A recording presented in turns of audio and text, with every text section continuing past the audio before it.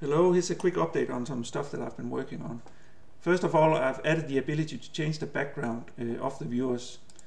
This is done by simply defining an RADii and B value and enabling it here. You can see first of all it still keeps the shadows if you have the grid on, but if you turn off the grid you get a complete separation from the objects and the background. But keeping the grid on could be useful if you want to do chroma keying or green screening. That's also why I took out the chroma key viewer, because now this functionality does the same. So let's say if you wanted to do some green screen that I had a colleague do, this setting now will perform the same as I had before. But you can simply define the RGB value as you want. You can switch between them completely seamlessly. Also, the time of day matches the time of day of the regular background. So there's no change in the transition between the two of them. Also, I added something that I call a studio viewer, and this is basically a color neutral viewer that has a gray background and it has no sun, and it has a completely neutral coloring as well.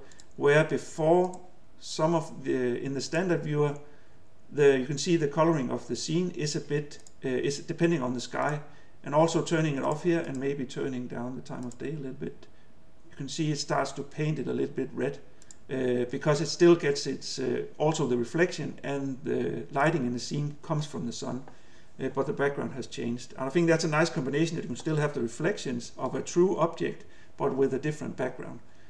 But the studio viewer is completely neutral and has just a neutral reflection, as if it was filmed in a studio type environment, and it behaves just like the other one. I don't know if I said that, but you can still turn off the grid as well here, and you can switch between them seamlessly, just like the others, like so. If you wanted to, you could also have clouds and do green screening together with those, for example, if you had that desire, for example.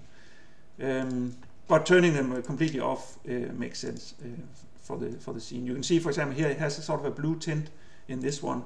In the studio viewer, you have a completely neutral coloring of the scene. Yes. So let's go back to the regular viewer and turn off the chroma key. So this, of course, can also be controlled from within Grasshopper. So now within the publish control component, you have the ability to set the background color and turn it on and off. You change the color by these sliders to anything that you want, and that's about it. These are saved together with the scenario, so you can easily, by the flick of a button, you can switch between the two situations.